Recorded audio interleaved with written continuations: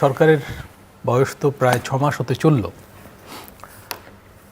তো 6 মাসের মধ্যে কিছু অঙ্গীকার কিন্তু ছিল,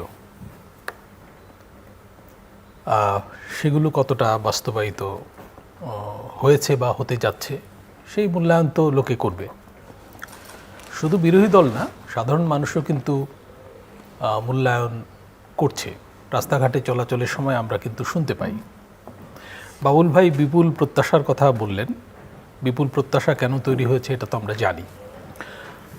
যে কোনো বড় ধরনের পরিবর্তন বিপুল প্রত্যাশার জন্ম দেয়। 71-এ হয়েছিল, 90-এও হয়েছিল, এবার তো একটা নজিরবিহীন গণ অভ্যুত্থান হলো এবং এত রক্ত 71-এর পর ঝরেনি কখনো, এত অল্প দিনে। মানে জুলাইয়ের 18, 19, 20 আর অগাস্টের 3, 4, 5 এতেই কিন্তু এই 6 দিনেই মূলত রক্তক্ষয় হয়েছে। এবং কোনো দিন 5 তারিখে তো মানে অনেক বেশি, সবচেয়ে বেশি রক্তক্ষয় হয়েছে। তো এখানে প্রতিপক্ষের রক্তও ঝরেছে। সবাই দেশের নাগরিক, পুলিশও এই দেশের নাগরিক। তো এর ভেতর দিয়ে একটা প্রত্যাশা জন্ম নিয়েছে যে বাংলাদেশটা নতুন রূপ নেবে। তো এক্ষেত্রে তারেক রহমান সাহেব ওনার প্ল্যানের কথা বলেছেন, সেটা তো তার প্ল্যান, কিন্তু বাংলাদেশের মানুষের প্রত্যাশাকেও একটা কিন্তু প্ল্যানের মধ্যে আনা যায়, যে তাদের কি প্রত্যাশা। সেই প্রত্যাশা পূরণের চাপও কিন্তু সরকারের উপর থাকবে। খালি তারেক রহমান সাহেবের প্ল্যান বা বিএনপির 31 দফা না, জনগণেরও কিন্তু কিছু ন্যূনতম চাহিদা আছে। তো সেগুলো যদি সূত্রাকারে বলি, একটা হলো যে নির্বাচন ব্যবস্থাটা যথাযথভাবে কার্যকর থাকবে। সেক্ষেত্রে একটা চ্যালেঞ্জ কিন্তু সামনে আছে বিএনপির সরকারের, সেটা হলো স্থানীয় সরকার নির্বাচন। এটা মানে প্রত্যাশা অনুযায়ী সুসম্পন্ন হবে কিনা, এই উৎকণ্ঠাও কিন্তু আছে মানুষের মধ্যে। মানে সংশয়টা কোথায়? সংশয়টা হচ্ছে, এক হলো যে ল অ্যান্ড অর্ডার সিচুয়েশনটা নিয়ন্ত্রণে আসেনি এখনো, পুলিশ এখনো কার্যকর হয়নি, 2 বছর চলে গেছে। এটা অন্তর্বর্তী সরকারেরও ব্যর্থতা। এই সরকারও কিন্তু এই জায়গাটায় খুব একটা পারফর্ম করতে পারছে না। আমরা র্যাবের নাম পরিবর্তনের কথা শুনতে পাচ্ছি, র্যাব থাকবে, কিন্তু র্যাব নিয়ে বোধহয় একটা ঐকমত্য ছিল যে র্যাবটা থাকবে না। আমার যতদূর মনে পড়ে বিএনপিরও এরকম অবস্থান ছিল। এটা থাকলো কেন, এই প্রশ্নের জবাব কিন্তু সরকারকে দিতে হবে। আচ্ছা, অবশ্য সরকার শুরু থেকে বেশ কিছু চ্যালেঞ্জের মুখোমুখি, ইন্টারনাল এবং এক্সটার্নাল দুটোই। এই চ্যালেঞ্জগুলোর জন্য সরকার দায়ী না, কিন্তু সরকারকে চ্যালেঞ্জ তো মোকাবেলা করেই কাজ করতে হবে। দায়িত্ব নেওয়ার আগেই পরিস্থিতি কতটা বিএনপি পর্যালোচনা করেছে আমি জানি না। যেমন এখন কিছু কিছু জিনিস সামনে আসছে। এই 2 দিন আগে একটা খবর বের হলো, এটা নিয়ে কিন্তু বাজারে উত্তেজনা আছে। সেটা হলো যে অত্যাবশ্যকীয় ওষুধের তালিকা, যেগুলো আপনি নিশ্চয়ই অবহিত, 117টি, এটা বেগম জিয়ার প্রথম শাসনামলে স্থির হয়েছিল, সেটাই কিন্তু আছে। তো অন্তর্বর্তী সরকার সেটা বাড়িয়ে দ্বিগুণের বেশি করেছিল। এখন এখানে নাকি কি প্রক্রিয়াগত ঝামেলা হয়েছে, সেই কারণ দেখিয়ে এটা মন্ত্রিসভায় বাদ হয়ে গেছে।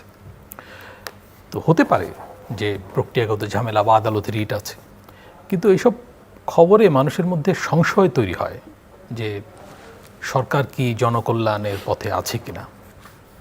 তারপরে জ্বালানি খাতে বেসরকারি অংশগ্রহণের সুযোগ বাড়ানো উদ্যোগ নেওয়া হয়েছে।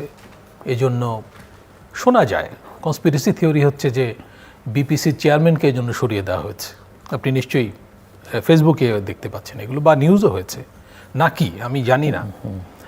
তো এখানে বসুন্ধরাকে নাম ধরেই বলা যায়, কারণ এই নামগুলো তো চলে এসছে মিডিয়াতে, গোপন করার কিছু নাই। সুযোগ করে দেওয়ার জন্য তারা নাকি আগ্রহী ইত্যাদি। তো প্রশ্নবিদ্ধ বিজনেস গ্রুপকে ব্যাংক খাতেও কিন্তু অনুপ্রবেশের সুযোগ করে দেওয়ার অভিযোগ উঠেছিল। পরে সমালোচনার মুখে মানে রেজলিউশন অ্যাক্ট এটা সংশোধন করা হয়। আরেকটা হলো যে সংস্কারের যে দাবি আছে, আমি জুলাই গণ অভ্যুত্থানের রক্তের ভেতর দিয়ে উত্থিত দাবির কথা বলছিলাম। সংস্কারের দাবিটা তো পুরনো, শুধু জুলাইয়ের না, এটা 90-এও ছিল। এটা প্রথম অন্তর্বর্তী সরকার শাহাবুদ্দিন সাহেবের সরকারের সময়ও ছিল। আমরা জানি ডক্টর রেহমান সোবহান ব্যক্তিগত উদ্যোগে বেশ কয়েকজন অর্থনীতিবিদ পেশাজীবীকে নিয়ে খাতোয়ারি কিছু কাজ করেছিলেন, অনেক কাজ অল্প দিনে। তো সেগুলো নাকি খুলেও দেখা হয়নি। অর্থাৎ সংস্কারের বিষয়টা অনেক পুরনো, এটা বলতে চাচ্ছি। এটা যে ছাত্র জনতা সামনে এনেছে বিষয়টা তা না। বিএনপিও 31 দফা করেছে, এবং এখানে ইনকর্পোরেট করেছে তার যে আন্দোলনের সহযাত্রী তাদের দাবিও। প্রথমে ছিল 28 দফা। তো এইসব ব্যাপারে কিন্তু 6 মাসে কোনো অগ্রগতি হয়নি, বরং অনেকে বলছেন, পত্রপত্রিকায় এসছে, যে যেসব ক্ষেত্রে জবাবদিহিতা বাড়ার সুযোগ আছে সেই সব ক্ষেত্রে বিএনপি আগ্রহ দেখায়নি, যেসব ক্ষেত্রে ক্ষমতা চর্চার সুযোগ আছে সেই সব ক্ষেত্রে আগ্রহ দেখিয়েছে। তো এই সমালোচনাগুলো আছে।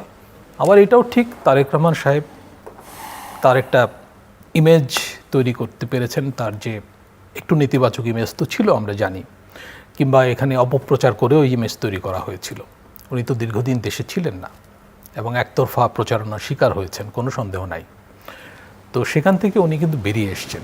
এখন উনি বেরিয়ে এলেও ওনার দল কতটা বেরিয়ে এসছে এই সমালোচনা কিন্তু বাজারে আছে। সাধারণ মানুষও এই সমালোচনাগুলো করছে, এবং দলের ভেতর থেকেও কেউ কেউ যে বলছেন যে কোনো পরিবর্তন হচ্ছে না তারেক রহমান সাহেব ছাড়া। মির্জা ফখরুল ইসলাম আলমগীর বলেছেন, উনি দলের মহাসচিব। তো এটাকে নেতিবাচক ইতিবাচক দুভাবেই দেখা যায়, যে দলের ভেতর থেকে তো একটা ভয়েস আছে, আবার উনি কিন্তু সম্ভাব্য রাষ্ট্রপতি হিসেবে আলোচিত। তো এই ধরনের মানুষ রাষ্ট্রপতি হলে মানুষ খুশি হবে, কোনো সন্দেহ নাই।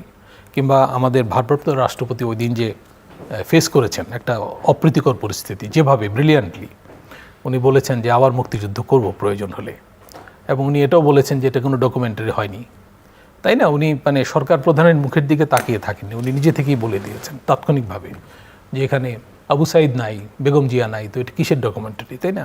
তো এইসব ডকুমেন্টারি কারা বানিয়েছে, কারা এইসব প্রজেক্ট পেয়েছে, এইসব প্রশ্ন কিন্তু বাজারে আছে। এবং বিএনপির মধ্যে যে সফট পাওয়ারের ঘাটতি আছে, এটাও কিন্তু এই ঘটনায় এটা ঐতিহাসিক প্রকাশ পেল। হ্যাঁ, এটা ঐতিহাসিকভাবেই আছে। তো বিএনপিকে তো শুধু মানে নির্বাচনী জয় নিয়ে বসে থাকলে চলবে না, তার সফট পাওয়ার তৈরি করতে হবে, এবং তার যে প্রত্যাশা আছে যে দ্বিতীয়বারও ক্ষমতায় আসা এবং দীর্ঘমেয়াদী প্ল্যান বাস্তবায়ন করা, 2031-34 সাল পর্যন্তও প্ল্যান আছে বাংলাদেশকে $1 ট্রিলিয়ন অর্থনীতিতে নিয়ে যাওয়া।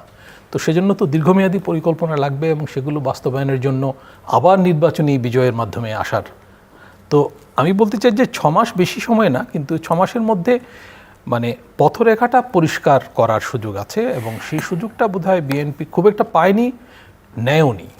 আবার 6 মাস 1 দশমাংশ সময় কিন্তু প্রায় শেষ।